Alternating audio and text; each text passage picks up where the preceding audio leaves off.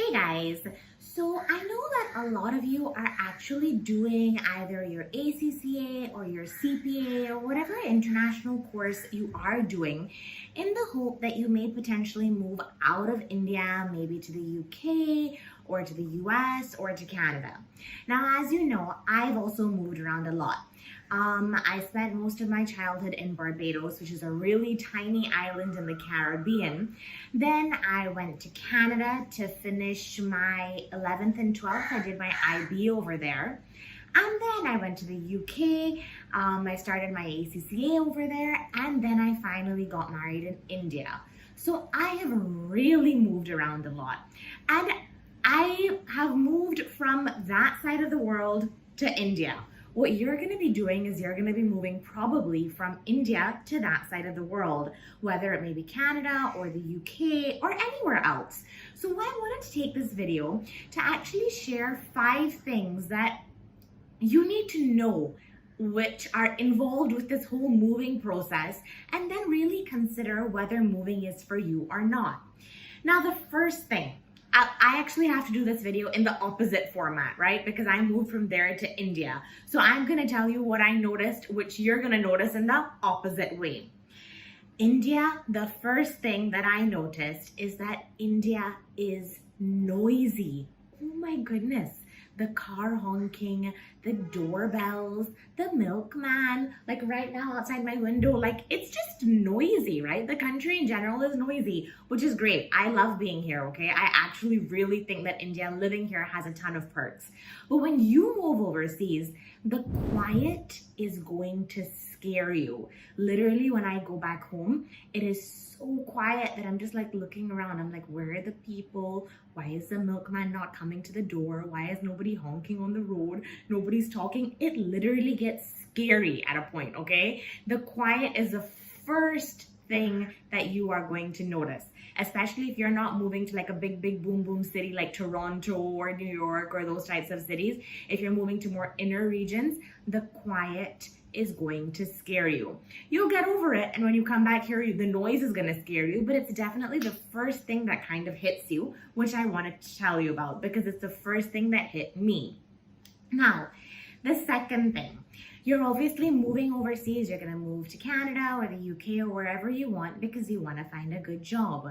Now, the first thing is that finding a job across borders, like if you're going to go and think that, oh, I'm going to find a job and then I'm going to move, it's probably not going to happen, to be really honest. There's a huge talent pool in those areas also. And why are they going to select you as opposed to their local talent? So you finding a job, especially us being finance professionals, not like a cardiologist or other types of really, niche professionals, it'll take time. You have to move there.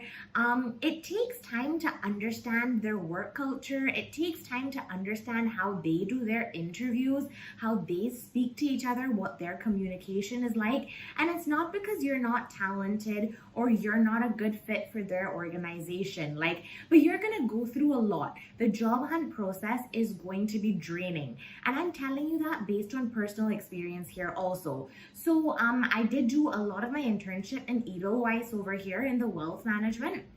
And for me to get that, I went through tons of interviews.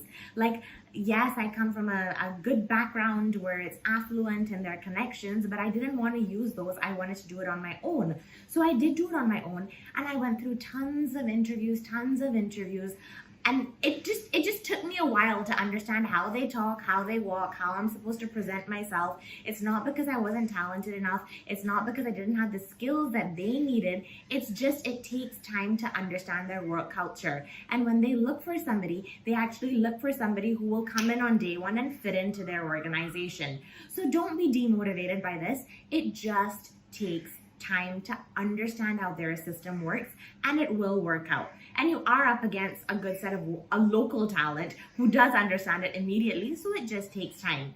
Now for me, I had my husband's company to fall back on. I was always working there while I was trying to work outside also. So I didn't have to do any form of survival job. But if you do move and you do have to do a survival job, there's nothing wrong with it. You learn tons from it, okay? It may not be the most satisfying thing in the world, but you learn a lot about how the country works. The third thing, This I didn't have to personally face. When I finally moved to India or wherever I was, and my parents were at some point financing me and my husband was there.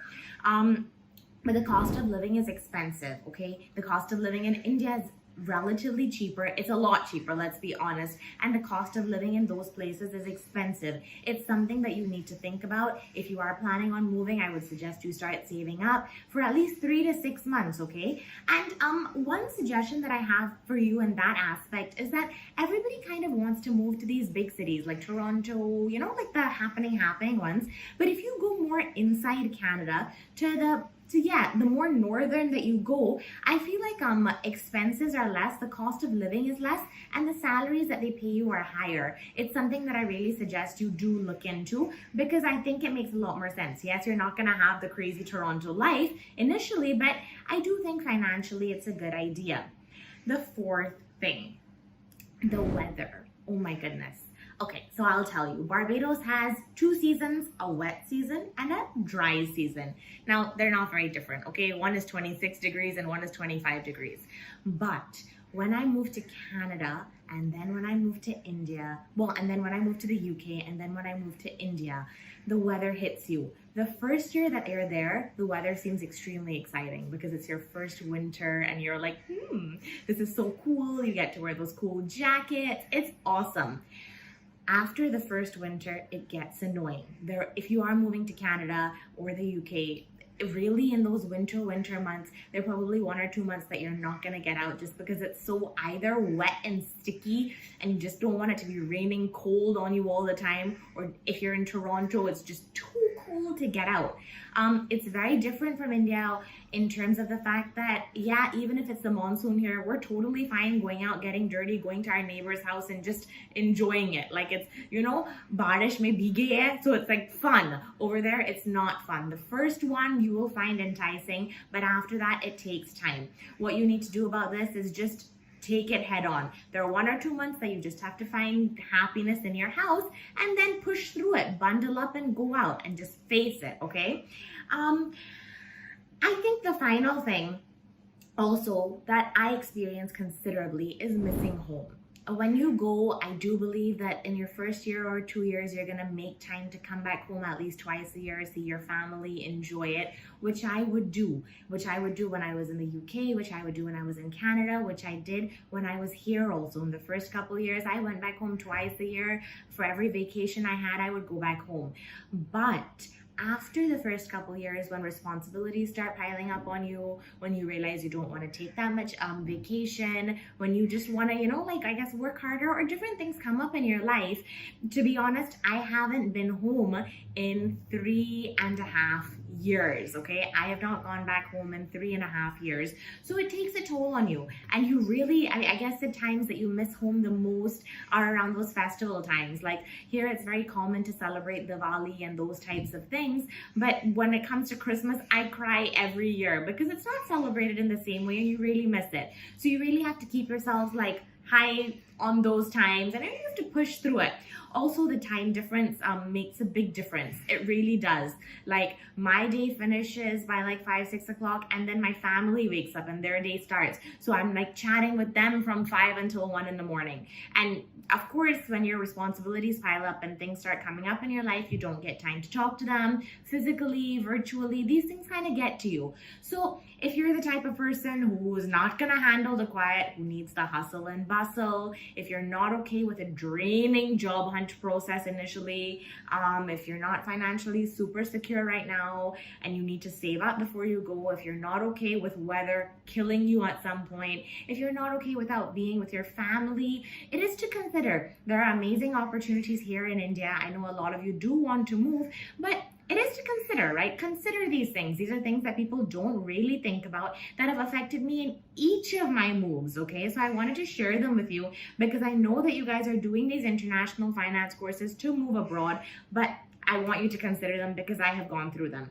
If you did like the video, if you have stayed until this point, please do like, hit on that subscribe button and on that notification button to get notifications when I do make another video. Bye guys, until next time.